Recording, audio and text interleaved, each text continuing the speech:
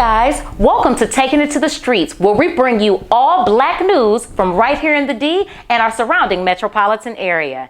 Today, we have Miss Stephanie Richards with us, who is a business owner and a federal grant reviewer with many, many years of experience. If you guys didn't see, a couple weeks ago, we had a show with a grant writer. Stephanie's going to give us some excellent information behind that, about what goes on beyond that. So if you didn't see that show, make sure you check it out. But Stephanie is here, is going to give us some excellent information on what goes on beyond after you submit your grant, and kind of what the government looks at to judge those. So how are you today, Stephanie? And thank you so much for joining us. I'm doing good. Thanks for having me. So this is some really important information that people need to know. So once their grant is submitted, what are some things that they should know about that process and what the government looks for to approve or not approve those grants afterwards? So, to answer that question correctly, I'm going to have to take you back before they submit it. Okay. Okay? So, some of the biggest mistakes that people make is that they don't do what the grant funding announcement asks. Okay. Okay? Something is simple. So, what we call, it's a FOA. We call it the FOA because those are initials for federal grant. It's really the funding announcement. Okay. In that is the criteria of what you must do to receive that particular grant. Okay. So it's going to ask you for your mission, your objective, what your program direction, who your officers are, your organizational structure, all of these things. How do you plan on doing what you say you're going to do? Okay. Your budget. Are you a startup? Have you had success before? Did you get any grants prior to? All of this information is in a particular grant that you're applying for. So the first thing you want to do is actually read. Okay. Just as simple. Read. Okay. Right? And if you don't have time to read, have somebody read it for you. Okay. Really well. Because they're laying everything out for you. They're requesting everything there that is required for them to include in that grant. Yes. Give them just what they ask for. Okay. Nothing extra. Okay. No fluff. Okay. Okay, an example would be, so I've been reviewing grants for like many, many years. Okay, federal grants, many different agencies, you know, Center of Medicaid and Medicare, Department of Human Services, a lot of different types. So it is really money out there, millions waiting on you, okay? The biggest pet peeve that as a reviewer that we have is that when we ask for something specific and you go around the mulberry bush. Okay, example would be, you're trying to get maybe funding to open maybe a rehab facility. Okay. Right? And we ask you, so what is your hours of the operation? Is this going to be a live-in facility or is this a day facility? Okay. What are your hours of operation? Well, we may get weekly. So something as simple as that. You just lost points for that. Wow. Because how you get funded is on a grading system. Each criteria carries a certain amount of points. Wow. Let's talk a little bit more about that. Okay. Yes. So under objective, we may say under objective you have sub areas under objective. What is the objective of your organization? What is your goal of this particular program? What are you set out to do? So under that, we may have A, B, and C. 3 different questions that they may ask you, right? Under objectives. Okay. We want you to answer those questions. So say, for instance, you give something too broad or not specific, like that weekly. Okay. Right? So if the whole section of objective is worth 25 points. The total grant is 100, right? Okay. Each criteria carries different weight. So if we have 3 questions under objective and it's worth 25 points, those 3 questions are going to be divided by 3. Right. And each questions carry that particular points. So we ask you what are your hours operation, and you say weekly. You didn't tell me that you were open Monday through Friday, no weekends, from 8 a.m. to 5 p.m. Do you close at lunchtime or do you stay open consistent, right? Okay. Those are your hours of operation, right? So you definitely want to be specific. If you don't do that, you're going to lose points. Points off. Points off. Now, if you say we are open Monday through Friday, but if you don't give me a time, if that question was worth 3 points, I'm going to give you 1. I see. So it's that's really, how really it's important. It's really important. You think you're answering the question, but you Right. must be specific. Very specific. And then when I say not a lot of fluff. So people are afraid to say they don't have something. Yeah, 'cause that's a huge one. People are afraid to say that's a that huge they haven't one. done something or they don't have it yet. Say that.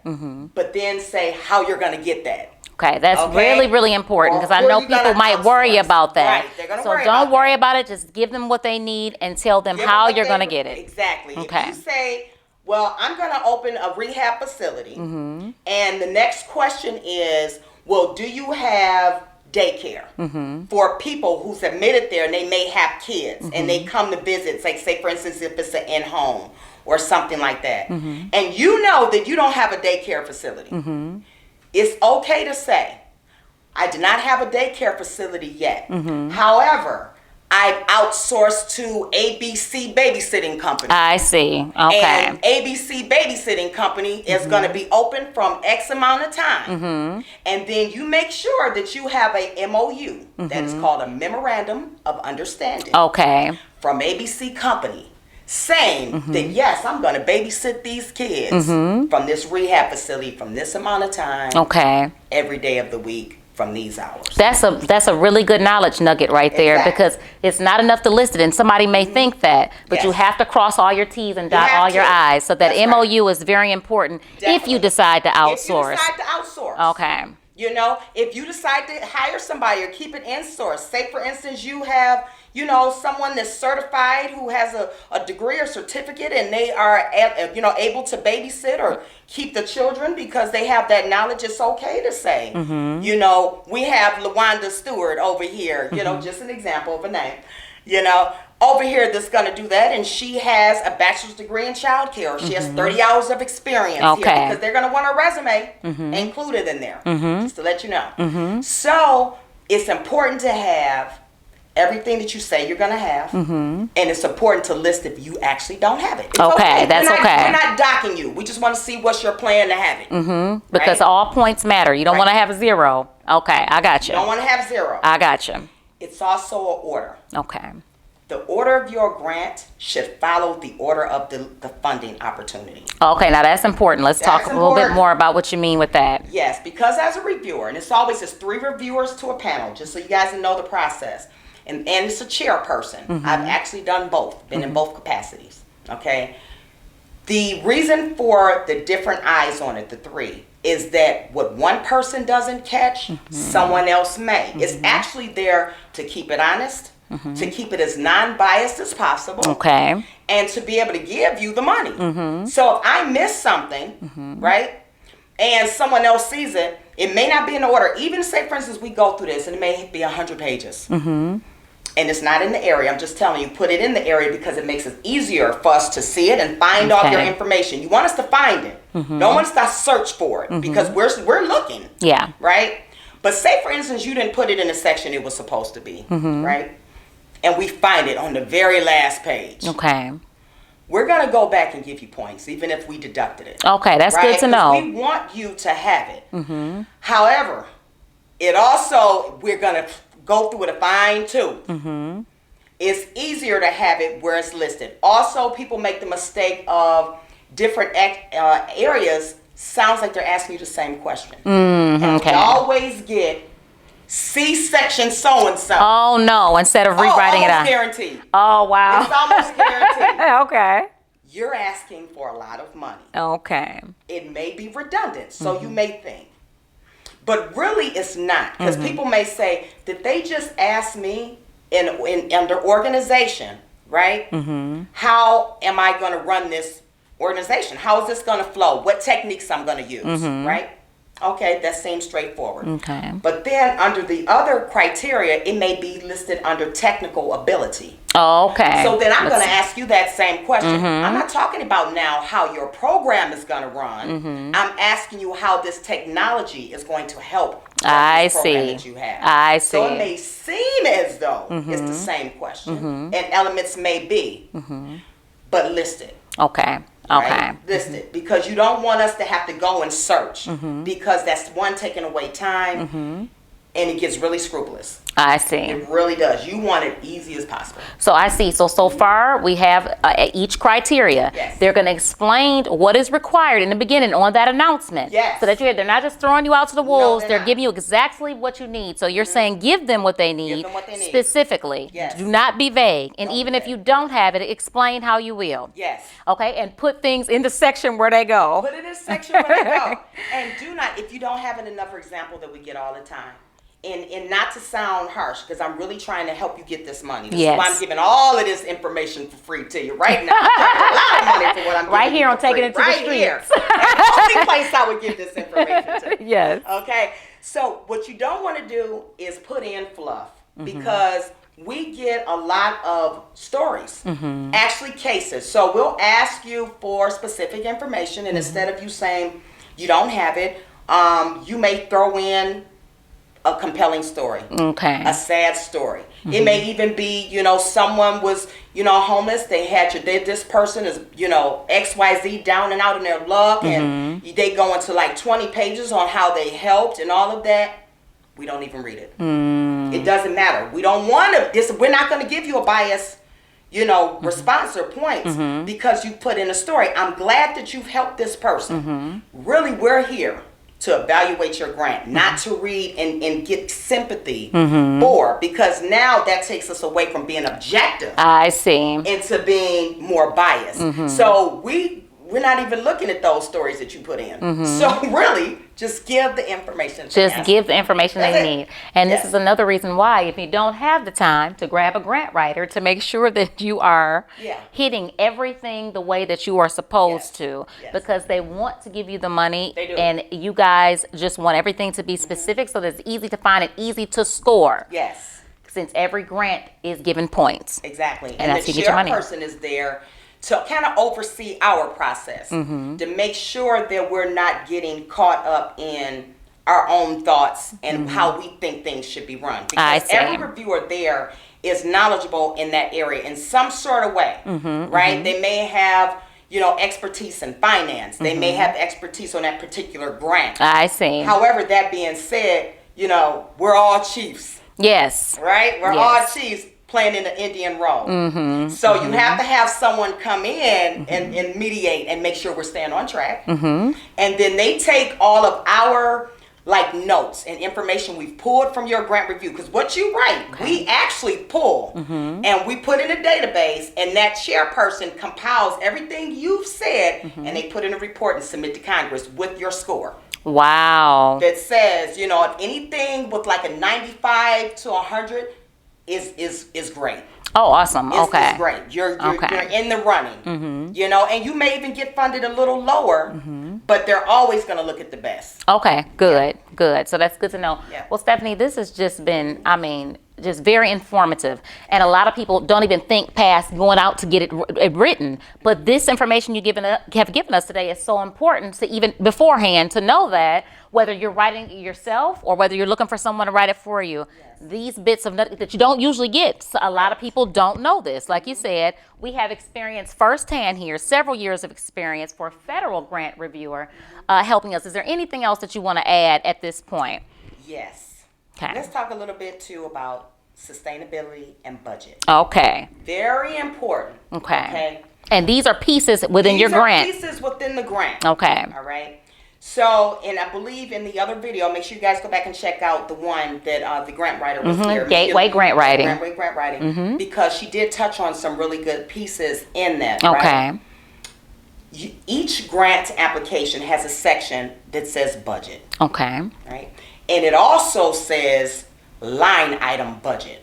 Okay. Okay. Which means that, they want to know your overall budget.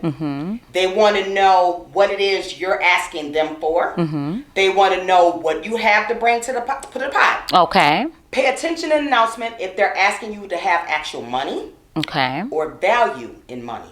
Some people get thrown off because it may say, you're asking for a $25,000, $50,000 grant, but they may say match. Okay. Don't think it may just be money. They're going to break it down and say, because you may not have to come up with that in all money. It can be, it's called in-kind services. Okay. Right? And an in-kind service could be, the company ABC donated $10,000 worth Oh, of resources. I right? see. So Okay. now you have 10,000 of that 25. I see. So Okay. it may not be just money that you have. And some grants you don't have to have any match. But pay attention to that. Also in the detailed line item budget, they want to know if you're asking for $100,000, you break that 100,000 down. And you think about everything down to the zero. They want to know, okay, if you're saying you're going to hire 4 people to assist you, right? What's their salaries? And the amount of time that they're going to spend. They want to know, are they spending 20 hours a week working for you, you know, on this project? And how much you're paying them, how much that equates to on the period of the grant. Okay. Right? All right, those people, they 9 times out of 10, if it's a federal grant, they're going to require you to go to training additional afterwards. Really? Definitely. They fly you out. Well, you come out, that's budgeted in. I They see. want you to, it may be in Texas, it may be in DC, it Okay. may be wherever. And you and your people who you know, your leaders who you've assigned, you may say, okay, well, I have 4 people that need to go to that conference. That's 4 airplane tickets. You call and get the approximate amount. You know, it can't be specific because it hasn't happened yet. Or do they need to rent a car? Or do they have to? They're going to have to eat. So all of these things need to come out. If you're supplying after-school services and you're going to give the kids book bags and you're guesstimating you're going to have 50 kids come through those doors, you need 50 books bags, you need 50 sets of pencils and So pens. very specific, just like every other piece of the criteria, Yes. especially with the budget. Especially You with the have budget. to break it down and be very specific. Yes. Don't just put $100,000. Don't just put $100,000. And make sure that $100,000 is reasonable. Oh, okay. Right? So Okay. if you say 50 of that $1,000, and you're gonna buy a backpack, that's not reasonable. And we're not gonna give it to you. We're gonna question, like, what type of backpack? Like, no. Exactly. Right? So Okay. because we debate about those things, what's reasonable or not. So Yes. we actually check. That makes sense. That makes sense? And Okay. finally, the sustainability part. Yes. Because we want to know what happens if you don't get the grant. Or what if we give this to you and it's not renewed. I see. So that's really important because I bet people don't even think about that, especially not right off. You get, so excited, like, oh gosh, I hopefully get this money. And if you do, but how do you carry on from there? And that is important. That is. Why is that important for you all to know? Because we want to know that we're not just giving money to a program that's not going to sustain. Okay. If you say that you want to be in business to help the community, then you should be projecting long haul. I see This that, is right. not something that we just want, because somebody else who really wants to sustain this, that money could have been given to them. Sure. To really help them out, That makes Not sense. to say that your impact, you can't impact people's lives in a short period of time. Sure. Because you can. However, it just doesn't make sense to do that. To do that. To do that. So what's your sustainability plan? You're thinking like, oh my God, if I don't raise any money for tanks, how can I sustain? Well, you can at least try. So what you're going to put is, you may have fundraisers. You may go to different community banks and ask for, I see. money. Now, keynote, nonprofits can give to other nonprofits. Okay? Talked about that, yeah. But just because you're a nonprofit doesn't mean that you can't, other entities can't get grants on a federal scale. Oh, wow. Okay? So here's where the Okay. caveat comes in. Anybody can get a grant. It depends on the grant. It depends on the criteria. So you can be, some cases, you can be a sole proprietor. You can be an LLC. You can be different things. Just depends on what that criteria asks for. Okay. Right? So nonprofits are not the only ones that can go after federal grants. And I Okay. don't think people know that. Okay. I mean, that's a huge, again, a knowledge nugget. Yeah. Because I had no clue. Wow. Yeah. Yep. So just what I want you to leave here with is that it's doable. If you don't have the time to dedicate to the research, the research is important. Use the most current relevant research, because in the grants they ask you, especially when it comes to human services. Okay. Right? Human services, they want to know, all right, you're saying you're able to teach this person or help this person or to, put their life on a different trajectory, right? How are you qualified to do that? What techniques are you using? So, I see. Okay, so you're not going to come up with something made, a theory that was based 20 years ago that's been updated several times since then. So you want to use most relevant data that you can find. Because a lot of times, especially when federal is going to ask you your geographic location that you're covering. I see. Who you're looking at, those sort of things, and what it is that you're going to do to help these type of people, right? And so, of course, you know, you want to be able to have some sort of knowledge or education or life experience or degree in that area, and you want to make sure you have the support to back it up. So if you're going to say, I'm going to use, I don't know, let's say cognitive theory. Okay. You're going to go and find the most relative cognitive theory applicable today and how it aligns with your business. I see. Okay, and don't go to Wikipedia.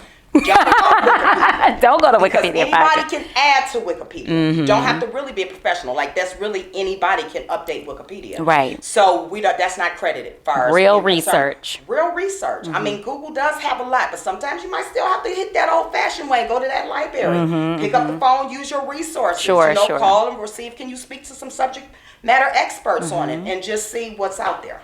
I mean, Stephanie, this has just been, I can't say it enough, just a wealth of knowledge, because people just don't know. They just have no clue.